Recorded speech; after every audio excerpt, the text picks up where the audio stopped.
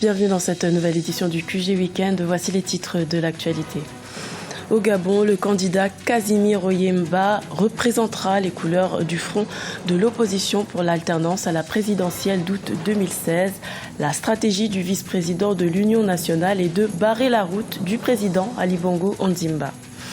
Également dans l'actualité, en Somalie, la mission de l'Union africaine, AMISOM, se dit satisfaite des actions menées contre le mouvement terroriste Al-Shabaab. 110 éléments de ce groupe auraient été neutralisés ces dernières semaines par les autorités éthiopiennes présentes sur place. Et puis au Tchad, face à la chute du prix du pétrole, les autorités tentent de diversifier l'économie du pays. Le gouvernement s'est tourné vers la production d'anacarde et espère créer de l'emploi grâce à ce secteur. Mais tout d'abord, au Mali, des affrontements dans le nord du pays entre deux groupes armés rivaux, pourtant signataires de l'accord de paix, ont fait une dizaine de victimes ce samedi 11 juin. Il s'agit des groupes d'autodéfense Ganda Iso et le Gassia. Les versions sur le déroulé du drame restent floues. Notons tout de même que des zones entières échappent encore au contrôle des forces maliennes et étrangères dans le nord du Mali, tombé entre les mains des djihadistes en 2012, malgré la signature d'un accord de paix signé en 2015, censé isoler définitivement les djihadistes. Barrer la route du président gabonais Ali Bongo Ondimba, c'est la détermination du premier vice-président de l'Union nationale, Casimir Oyemba. Ce dernier a été investi le 5 juin pour être candidat à la prochaine présidentielle d'août 2016 et représenter les couleurs du front de l'opposition pour l'alternance. Sa stratégie est simple, faire échouer la candidature de l'actuel président à la présidentielle d'août 2016. Un reportage de notre correspondant au Gabon, Douglas Toutou. Pour sa première sortie officielle en qualité de porte-étendard de l'Union nationale à la présidentielle du 27 août 2016, Casimir Oyemba a devisé avec la presse samedi à Libreville. Objectif, répondre aux préoccupations des futurs électeurs. Pour cet ancien Premier ministre d'Omar Bongo Ondimba, le Gabon est en danger et l'élection présidentielle d'août 2016 déterminera l'avenir du pays pour les 30 prochaines années. Le Gabon est une république. Nous devons le réaffirmer. Le Gabon se veut une nation, dans le sens plein du terme. Nous devons donner un coup d'arrêt au processus de destruction de l'idéal national. Rendre impossible la candidature du président Ali Bongo Ondimba, candidat à sa propre succession, c'est l'objectif de Casimir Oyemba.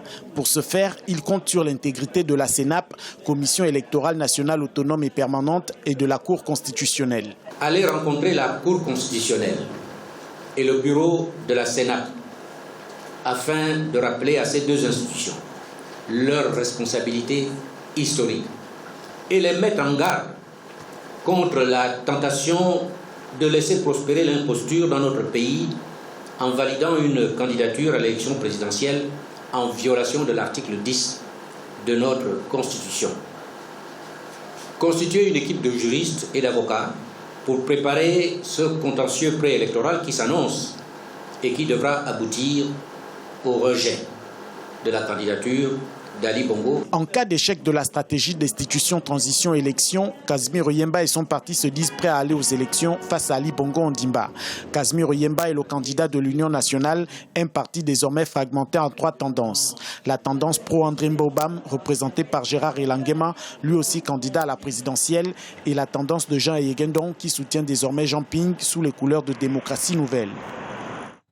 Également dans l'actualité, en Tunisie, le gouvernement d'union nationale voulu par le président Béji Caïd Essebsi devrait bientôt voir le jour, mais ce sera sans compter sur la participation de l'organisation patronale UTICA. Le patronat refuse de rejoindre le gouvernement d'union, mais soutient cette idée et promet de participer à l'élaboration du programme de ce gouvernement d'union. Rappelons que grâce à cette démarche, le président tunisien espère relancer l'économie morose du pays. Je vous le disais en titre, AMISOM, la mission de l'Union africaine en Somalie, s'est dite satisfaite vendredi 10 juin des résultats des actions menées sur le terrain contre le groupe terroriste Al-Shabaab.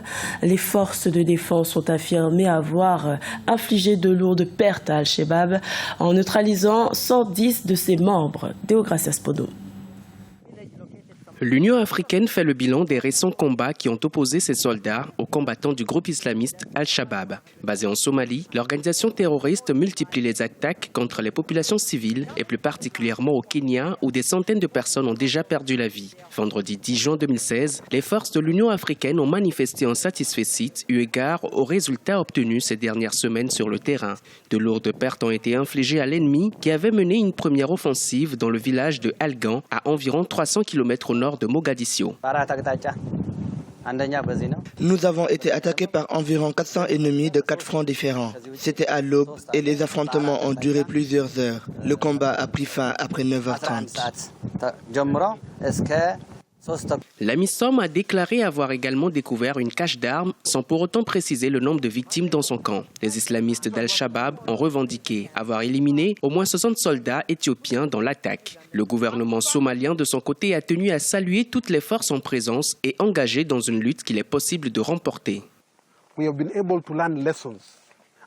Nous avons appris des leçons après les précédentes attaques et Al-Shabaab a aussi exploité les faiblesses de l'AMISOM. Mais au fil du temps, nous avons été en mesure de revoir notre stratégie et mieux partager nos expériences. Je pense que ceci est la preuve que nos troupes sont désormais aguerries face à tout type d'attaque.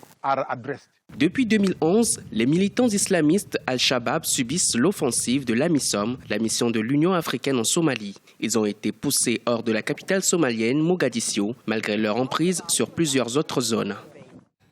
24 heures à partir de ce lundi 13 juin pour se conformer à l'ordre de réquisition des autorités. C'est le temps qu'il reste aux enseignants sénégalais grévistes.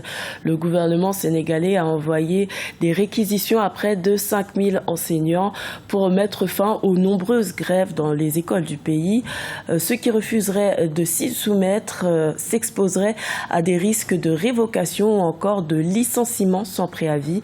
Un ultimatum qui déplaît aux syndicats des enseignants qui ont décidé de porter plainte auprès du Bureau international du travail. Face à la crise du pétrole, le Tchad a décidé de diversifier son économie. Les autorités ont opté pour l'économie verte en se concentrant sur la production d'anacarde. Cette filière devrait permettre de redynamiser l'économie du pays grâce à la promotion des produits et sous-produits de l'anacardier pour une consommation locale et pour l'exportation. Un reportage de notre correspondant au Tchad, Mamad Ramadan. Faire de la filière anacarde un levier de développement économique du pays, c'est la vision que se fixent désormais les autorités tchadiennes et leurs partenaires du secteur privé. Initié par le groupe Mian Environnement, le projet anacarde a pour ambition de diversifier les ressources hors pétrole du pays en misant sur l'économie verte. Il entend promouvoir la plantation de 3 millions d'anacardiers à travers le territoire et envisage la création de 50 000 emplois pour les jeunes à l'horizon 2021. La noix tant recherchée ailleurs est jetée par terre au Tchad après consommation de la pomme. Pourtant, la noix de cajou est utilisée pour la fabrication de pneus d'avion, les liquides freins, les pesticides bio, les produits cosmétiques et dans l'agroalimentaire. Nous considérons cette filière comme notre pétrole vert pour booster l'économie tchadienne après la chute drastique du prix du baril. Nous voulons promouvoir les produits et sous-produits de l'anacarde pour une consommation locale et l'exportation. Notre objectif étant de faire de la filière anacarde un levier de l'économie tchadienne. Les opérateurs économiques tchadiens trouvent en cette filière nouvelle une opportunité de se relancer dans le marché international de l'anacarde, surtout que les prévisions sont favorables. L'essor du secteur de la noix de cajou représente pour l'économie des pays producteurs une occasion inattendue, néanmoins bienvenue, qui permet de diversifier les exportations agricoles tout en contribuant à leur développement agro-industriel. Il existe dans le monde une organisation bien spécifique du commerce international de la noix de cajou. Au regard de ce qui précède, je vous laisse imaginer ce dont l'économie tchadienne pourrait bénéficier si nous nous résolvons à planter d'ici 2021 3 millions d'anacardiers. Les experts de l'environnement et de l'agriculture voient en ce projet de la filière anacards non seulement un profit économique, mais aussi une occasion pour le Tchad de reboiser et de fertiliser les sols qui ont perdu leur potentiel. On accepte la pluviométrie qui va donc de 500 à 1000. Et donc, il peut s'adapter partout chez nous ici. Parce qu'on a des zones où il ne tombe que 500. Il y a des zones où on va jusqu'à 1000 et au-delà. Et surtout, il peut être utilisé pour des sols, les sols sont les sols dégradés, sablonneux d'une manière générale. Notons que l'anacardier est une plante d'origine indienne et brésilienne, introduite en Afrique à partir des années 1950. En raison de son adaptation facile au climat, l'anacardier occupe une place de choix dans l'économie mondiale et est promu aux fins de lutter contre la désertification. C'était le journal de la rédaction. Merci de l'avoir suivi. L'information continue sur Africa 24.